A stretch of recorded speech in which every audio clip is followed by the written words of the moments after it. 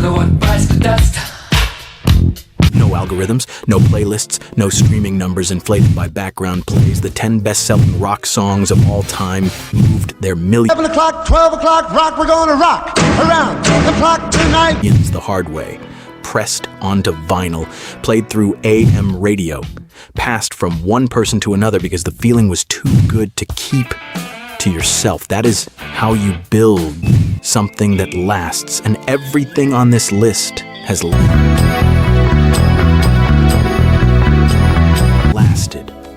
There was a version of you that existed before life got complicated. Maybe you were 16. Maybe you were 23. The windows were down and the radio was alive and the music was loud enough to feel like it belonged to you and only you. You did not know those were the years you would spend the rest of your life trying to get back to.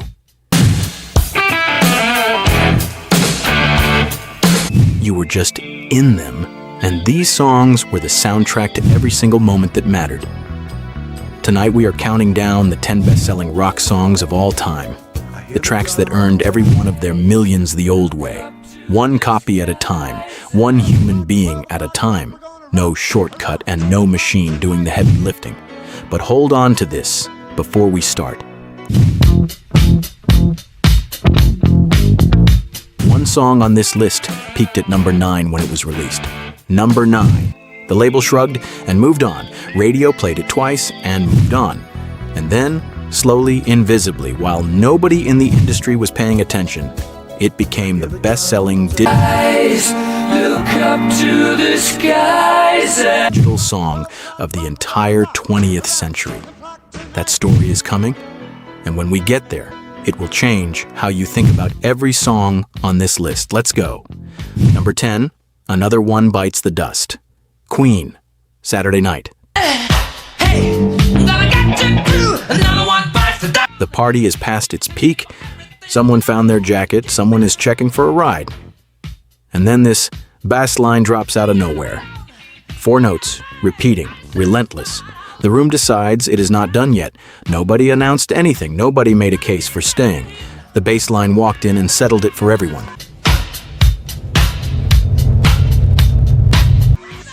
That bass line belongs to John Deacon, not Freddie Mercury, John Deacon. The man who stood at the back of the stage in near silence while Freddie owned every inch of the front. Deacon was the quiet architect of Queen. He built this riff on a borrowed amplifier, layered it with echo, and pulled his inspiration from Chic's Good Times, a disco record he had been playing on repeat for weeks. The band ran it at soundcheck so long that they nearly stopped noticing it. Freddie Mercury, who wrote the vast majority of Queen's biggest moments, dismissed it as their little disco experiment. Not serious. A curiosity. Something to fill the gap between the real songs. Then Michael Jackson walked into a dressing room in Los Angeles in 1980. He heard the track playing through the monitors backstage after a show, pulled the band aside, and told them with total certainty that Another One Bites the Dust needed to be released as a single immediately. The biggest pop star alive was not making a suggestion, he was stating a fact. Queen listened. The single went to number 1 in 14 countries. It held the top position on the Billboard Hot 100 for 3 consecutive weeks. It became the best-selling single in Queen's entire catalog. Over 12 million copies sold and more than 1 billion Spotify streams. A Grammy nomination, an American Music Award for Favorite Rock Single, and a bass line that remains to this day required listening for every serious bass player in every genre. A borrowed amplifier, the quietest man in the band, and Michael Jackson's instinct. Think back to the first time you felt that bass line, not just heard it, but felt it move through your chest. Where were you? Number 9, Back in Black, a C/DC. That song was built for Saturday night. This one was built inside one of the darkest rooms any band has ever walked into. And what came out of it might be the most alive piece of music ever recorded. The riff comes in and something happens before your brain catches up. It does not build. It does not announce itself. It arrives fully formed, like it has been waiting, like it was always there and someone finally found it.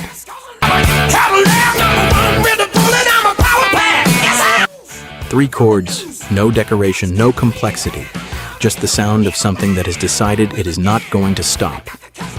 Bon Scott, the voice of AC/DC, the man who made every show feel like controlled danger, died in February 1980 at the age of 33. For weeks, nobody knew if AC/DC still existed. They took time. They grieved. And then they made the decision the entire music industry quietly believed was the end.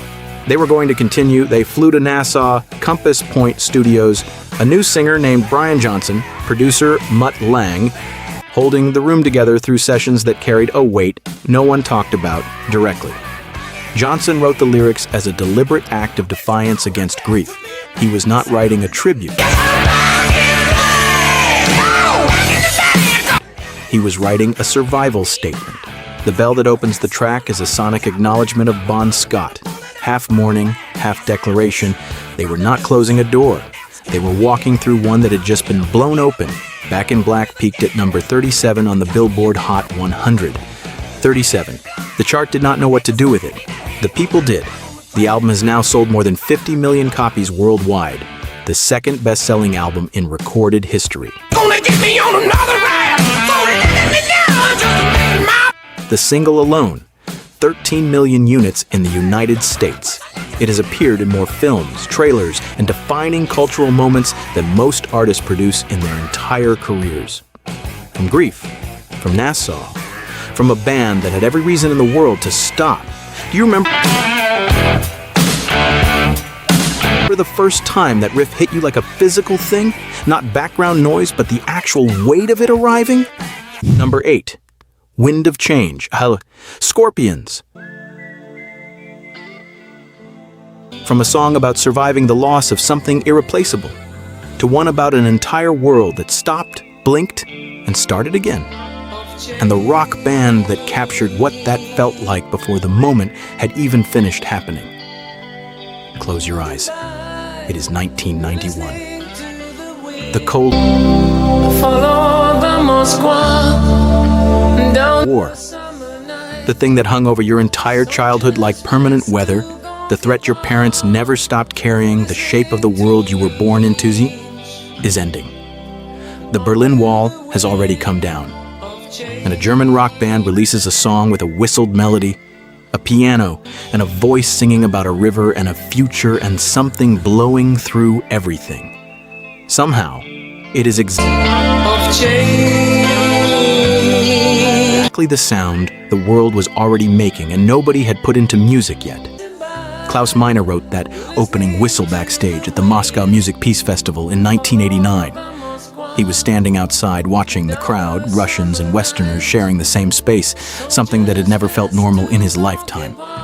And he felt the precise atmospheric weight of history shifting. He went back to his hotel and whistled the melody into a tape recorder before he could lose it. The song was not released until 1991. By then, everything he had felt in that Moscow crowd had already happened. Wind of Change arrived as the soundtrack to a moment that was already over, and that delay made it feel like memory, which is exactly why it cut so deep. Wind of Change sold more than 14 million copies worldwide. But the most astonishing dimension of this song is not the sales figure. Years after its release, a detailed and serious theory emerged, published in mainstream outlets examined by historians, claiming the CIA may have commissioned or secretly distributed the song as a soft power weapon during the final years of the Cold War. A rock ballad used by an intelligence agency to accelerate the fall of communism.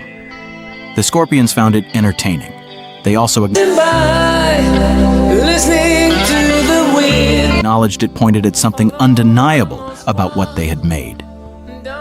One song, 14 million copies, and a genuine geopolitical debate about whether it helped end an empire. Was there ever a moment in your lifetime when a single song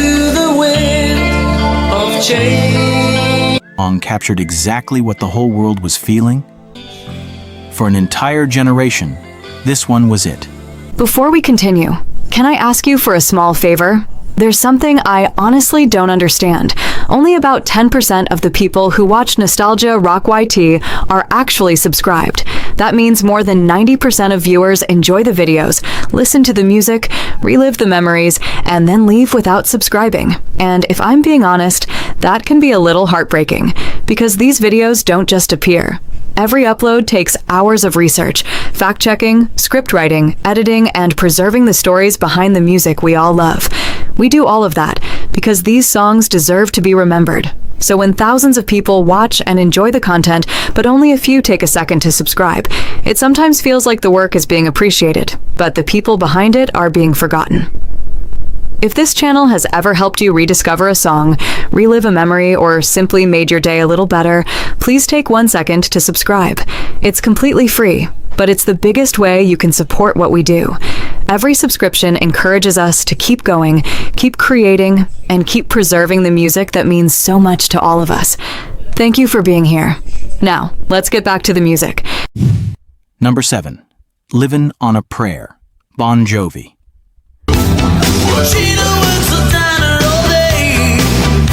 From a song that may have changed history to one that saw the people history kept walking straight past.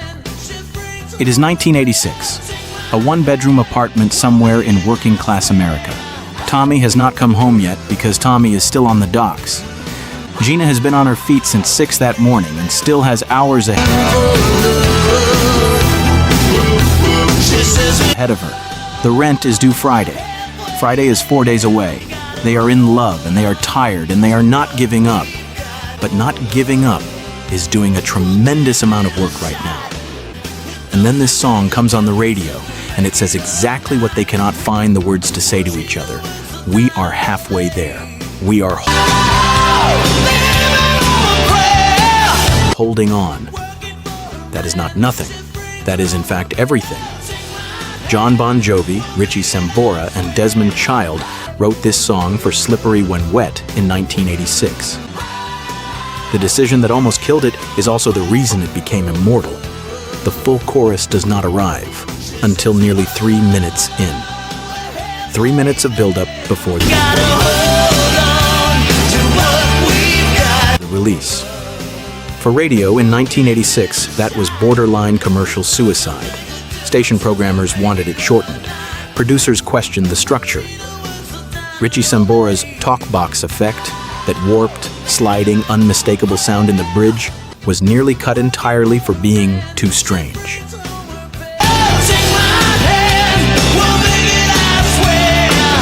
John Bon Jovi refused to change a single thing. When that chorus finally detonates at the 3-minute mark, it does not feel like a song developing. It feels like a door blowing off its hinges. Every second of the wait is the reason the payoff hits the way it does. That is why people still raise their fists at exactly that moment. Alone in the car years later, even when they can see the chorus coming from 30 seconds away.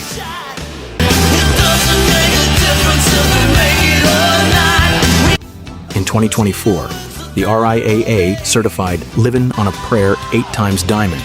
More than 14 million units sold in the United States alone. The band's first #1.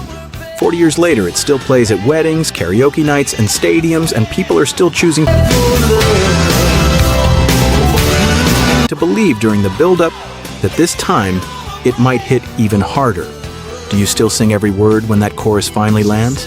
Even now, even after all of it? Number 6, Africa, Toto. From a song about surviving the middle of the fight to one that nearly did not survive its own recording session, made by a band that had zero belief they were making anything worth keeping. It is well past midnight. And she hears only whispers of some quiet. The kind of late where everything urgent from today has finally gone quiet. This song comes on and you drift somewhere that is not any real place, warm and unhurried and a little out of focus, like being half inside a memory you cannot fully name. The drums arrive first, slow, patient, then the keys. then a voice reaching for something just beyond its fingertips. You do not need to know what Africa looks like. The song tells you what you already know it feels like. David Paich wrote it after watching a documentary about missionary work on the African continent. He was at a Yamaha CS80 synthesizer late at night with those images still running in his head. Open sky, red dust. She's coming in 12:30 flights. A scale of landscape that made everything else feel small. And a rhythm started forming under his hands. He and Jeff Porcaro built the drum pattern together, something that sat right between tribal and soft rock, completely unlike anything on radio in 1982. When the rest of Toto heard it, guitarist Steve Lukather made them a promise. If this song becomes a hit, he would run naked down Hollywood Boulevard. Not a joke. A confident prediction that it was never going to be a hit. Africa was the very last song recorded for Toto 4. Last, as in almost left on the floor. Last, as in we have studio time remaining and Paich had this thing sitting there. Steve Lukather never had to make good on that promise.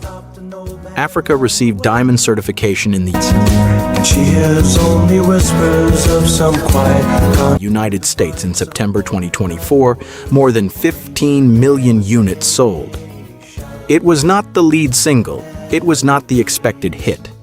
It became one of the most streamed songs of the entire 2000s, decades after the band that recorded it had largely stopped touring.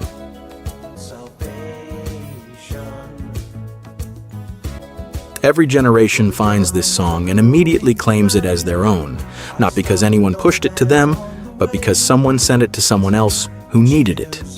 And that is how it has always moved. When did you first realize this song was simply not going to go away? We are halfway through this countdown, 5 songs left, and the one I told you about at the start, peaked at number 9, became the best-selling digital song of the entire 20th century, is still ahead of us. salvation. We are not there yet, but every song still coming brings us closer to one of the strangest stories in the history of popular music. Number 5, Bohemian Rhapsody.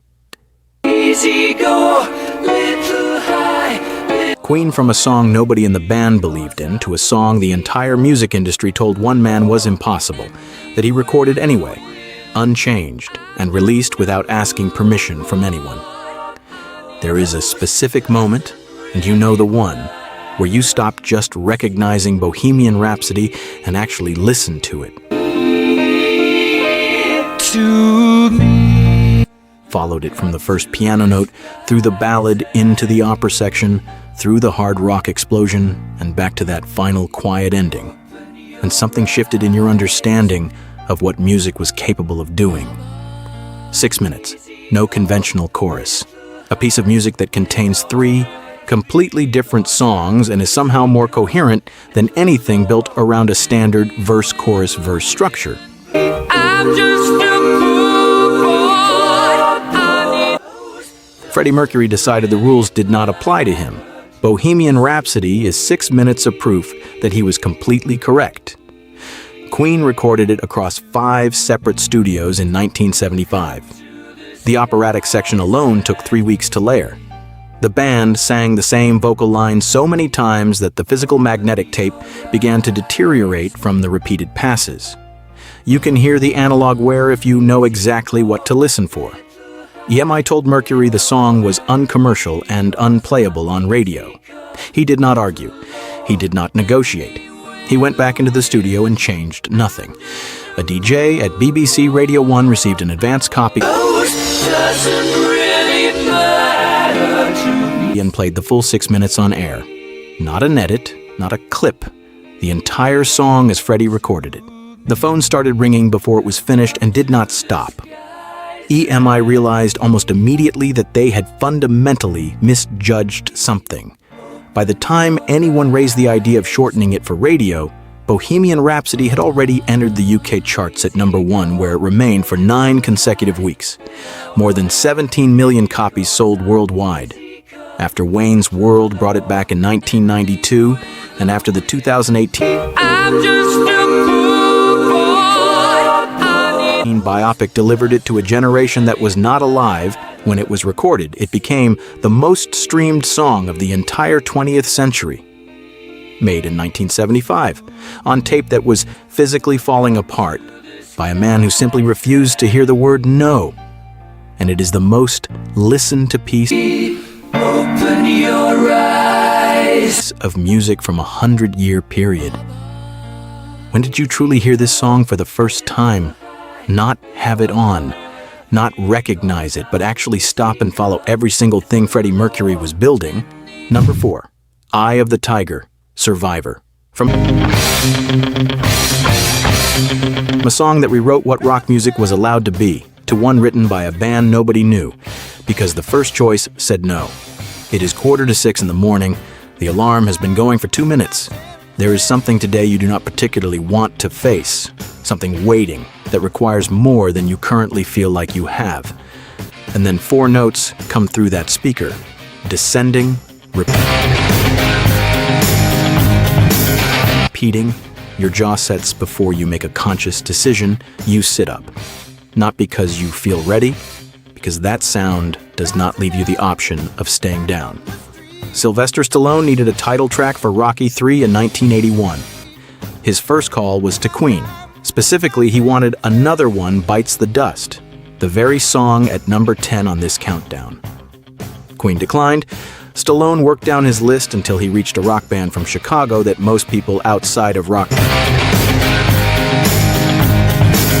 radio had never heard, Survivor. He called guitarist Frankie Sullivan and keyboardist Jim Peterick directly and told them exactly what he needed. Not a description of the film. The feeling of the film. The sound of a man walking toward a fight he might not win. Sullivan and Peterick went into a room together and the riff came first. 4 notes, descending. They sat with it and both knew. Everything else, the lyrics, the verses, the bridge, came after the riff was already settled. They turned in the track and waited. Eye of the Tiger hit number 1 on the Billboard Hot 100 in 1982 and held that position for 6 consecutive weeks. Grammy Award for Best Rock Performance by a Duo or Group. 6 platinum certifications in the United States. 40 years after Rocky III wrapped, it still opens every training montage, every broadcast of a championship bout, every morning where someone needs the sound of something that will not let them stay down. Stallone needed a song for one fictional boxer. Survivor accidentally wrote the anthem for every real person who has ever had to decide on a specific ordinary morning to get back up. What was the moment in your actual life? Not a film, not a game. When you most needed a sound like this one, leave it below. I want to know. 3 songs remaining. And before we get there, the song at number 2 tonight did not just sell records. It created the entire genre we have been counting down. Without it, this list does not exist in the same form, but the song at number 1 outsold it by every modern measurement that matters, and the way it got there is one of the most unlikely stories in the entire history of popular music. We are almost there. Number 3, It's Now or Never, Elvis Presley. It's now or never. Before we reach the song that started everything, we need to go back to the voice that made everything feel possible. It is April 3rd, 1960, a recording studio in Nashville. Elvis Presley is 25 years old and has just returned from 2 years of military service in West Germany. He has not been in a studio in years. He walks in, the tape rolls, and he opens his throat. And every engineer in that room looks up from what they're doing. Not because of who he is, because of what comes out of him. This is not the Rockabilly Kid from Sun Studios. Something has been waiting inside him for 2 years in an ocean of distance, and it is finally out. Elvis had heard a recording of O Sole Mio, the Neapolitan classic, performed in an English adaptation by Tony Martin, and could not stop thinking about it. He wanted to do something with that melody that rock and roll had never asked of a voice before. His team secured the rights. Wally Gold and Aaron Schroeder wrote new lyrics. The session was booked for April 3rd, the musicians were placed, and Elvis walked in and recorded something that people who were in that room have spent decades trying to describe.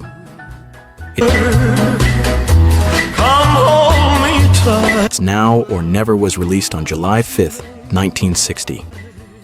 In the United Kingdom, a rights dispute held the release back for months.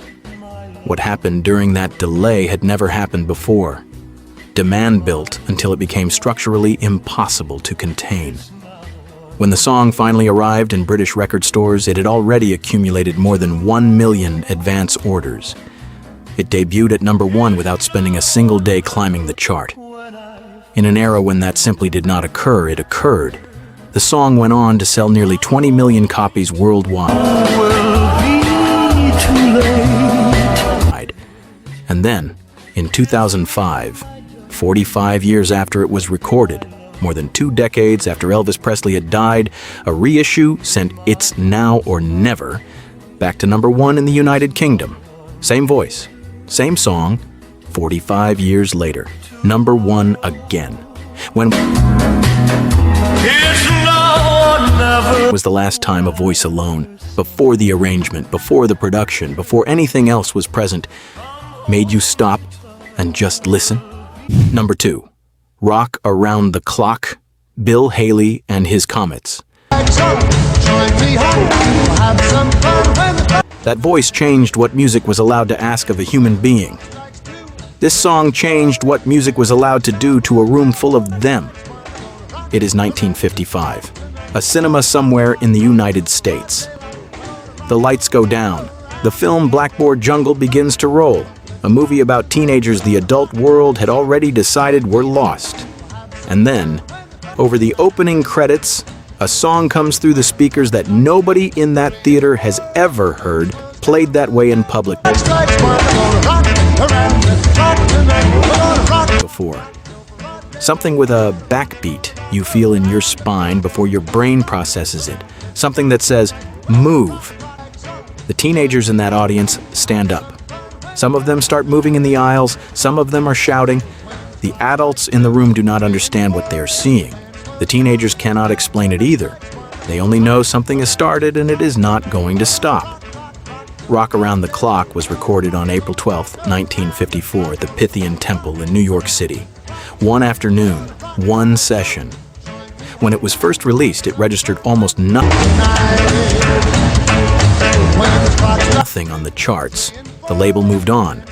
Bill Haley and His Comets moved on. A year later, a film editor at MGM made a decision that changed the course of popular music. He placed it over the opening credits of Blackboard Jungle. The combination, a song built on pure freedom running over a film about youth revolt, produced a cultural reaction nobody was equipped to control. The song re-entered the charts, climbed, hit #1 in both the United States and the United Kingdom. Then came back through the 1960s, then the 1970s, claimed by generations of teenagers who were not born when it was recorded, who had no context for it, who simply heard it and understood immediately what it was about. According to Guinness World Records, Rock Around the Clock has surpassed 25 million copies sold, the best-selling vinyl single by a group in the history of recorded music. In 2018, it was formally preserved by the United States Library of Congress for its permanent cultural significance. A song cut in a single afternoon in 1954, nearly forgotten, and then recovered to become the official document proving that rock and roll was real. Is there a song from your lifetime that you believe will still be doing exactly this 100 years from now? Tell me in the comments. I genuinely want to know which one you think survives. One song left. You have been holding onto the story since the opening of this video. The song that peaked at 9. The one that became the best-selling digital track of the 20th century. The one that 2 separate decades of television resurrected for 2 completely different generations. We are here. #1. Don't Stop Believin'. Jur.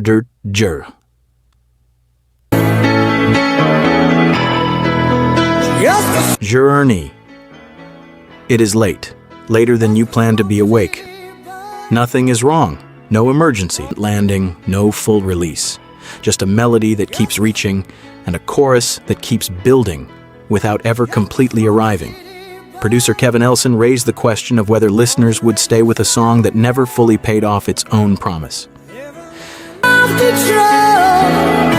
Played it and moved on. The industry filed it correctly. Decent album track, moderate performance, not a career landmark. And then, quietly, something the industry had no framework. The final scene of The Sopranos, the most watched television moment of that year, cut to black over the opening 8 seconds of this song. No dialogue, no voiceover, no explanation, just the piano, a diner, a family, and silence. The next morning, it was the most downloaded track in the history of iTunes at that point in time. A song from because of 8 seconds of HBO. In 2009, Glee opened its entire first episode with a performance and handed the song to a generation that had no memory of its original release. In 2024, the RIAA certified it double diamond, more than 25 million units sold in the United States alone. From number 9 in 1981 to the best-selling digital song of 100 years. No algorithm, no manufactured moment, just people passing it forward decade after decade because the feeling it carried was too important to let it stop. That without being asked to, they passed it to their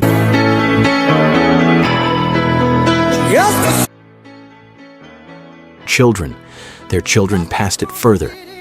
Every single generation that finds Don't Stop Believin' refuses to let it go. And just one word. Put it in the comments. I read every single one. These songs did not just move units. They moved into people, into the drive home after a night you were not ready to end, into the years you were too young to recognize as the best ones, into the version of yourself that still believed the best things were ahead and had not yet been given a single reason to doubt it. Passing it to someone else. No algorithm required. Just the feeling, just the fact that some things are too good to keep to yourself.